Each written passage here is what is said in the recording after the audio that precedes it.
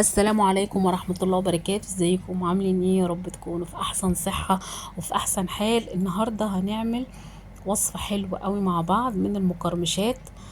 بصوا، حاجة كده من الفرن، اللي هي الكحك ابو سكر، او كحك قصدي ابو سمسم، او هنقول البقسماط.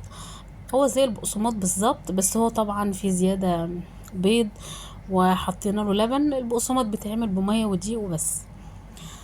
هنبتدي هنا نسمي ونصلي على الرسول ونشوف عملناه ازاي.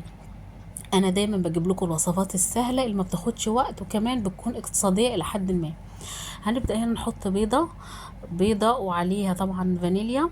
خلاص، انا هنا استخدمت بيضايه بلدي، فانتي لو استخدمتيها من البيض اللي هو الابيض ده مفيش مشكله. هنا هنحط كوبايه الا ربع من اللبن. هنحط نص كوبايه من الزيت زي ما انتوا شايفين كده، وهنحط نص كوبايه من السكر. اظن لحد كده المقادير سهله جدا. ودول معلقتين من السمنه البلدي كده، عشان طبعا يديله طعم حلو، يديله طعم وريحه. بقى طبعا عايزه تستغني عنهم وتحطي بدلهم زيت مفيش مشكله. خلاص، هنبتدي ان احنا بقى نخلط كل المواد دي الجافه اللي هي السائله مع بعضها، علشان بعد كده هننزل بالدقيق.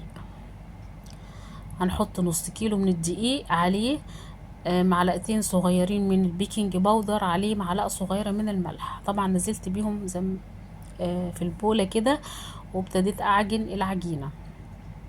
هسيبها ترتاح شوية، هي طبعا ما فيهاش خميرة ولا اي حاجة، هسيبها بس ترتاح عشان لما اجي اشكل التشكيل يبقى سهل عليا. هنا عملتها كور، ابتديت ان انا اعملها كور صغنونة قوي. خلاص، هشكلها كور وهبتدي ان انا افردها معاكم وهتشوفوها معايا دلوقتي. بس انا اول مره اعمل الكحك ابو سمسم ده، بجد عجبني جدا جدا، وعجب الولاد كمان في البيت. ان شاء الله تجربوه يعجبكم. هنلف بقى نكور كل العجين بالشكل ده. انا جبت لكم كام واحده عشان ابتدي ان انا اعملهم معاكم قدام الكاميرا. طبعا هنا ما كانتش ارتاحت، فعشان كده وانا برولها العجينه فتحت شويه. زي ما انتم شايفينها هنرولها كده، ونجيب الطرفين ونلزقهم في بعض. خلاص، طبعا كل ما تكون العجينه مرتاحه هيكون احسن، الموضوع يبقى سهل عليكم وبسيط. برضو اهو انا هعمل معاكم كام واحده عشان تشوفوا انا بعمل برولها ازاي. بنرول كده، وطول ما هي مرتاحه والعجينه مظبوطه هتترل معاكم بمنتهى السهوله. وهنجيب الطرفين اللي هما اللي في الاخر دول، وهنبتدي ان احنا نلحقهم ببعض. اهو بعملها بالشكل ده كده.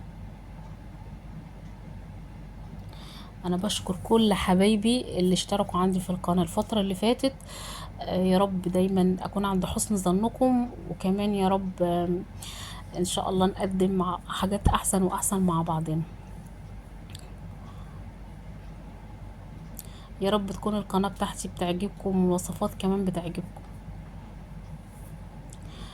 ابتديت ان انا رول كده، وابتدي جبت اللي هما الطرفين الاخر والحمهم في بعض بالشكل ده.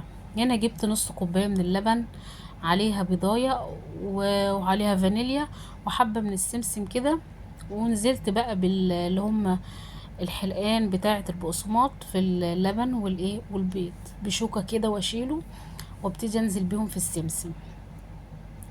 خلاص، وطبعا انا هشكلهم كلهم، وبعد كده على طول هدخلهم الفرن.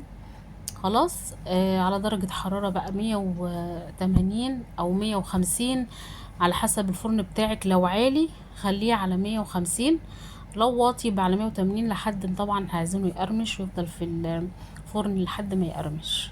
خلاص، هو طبعا بياخد له بتاع نص ساعة عشان يقرمش. بصوا، بنزل بيه في البيض واللبن، وبعد كده في السمسم. يا رب الفيديو يكون عجبكم، ما تنسوش تشتركوا في القناة وتعملوا لي لايك وتسيبوا لي تعليقاتكم الحلوة، وادي الشكل النهائي ليه. يا رب الفيديو يكون عجبكم. السلام عليكم.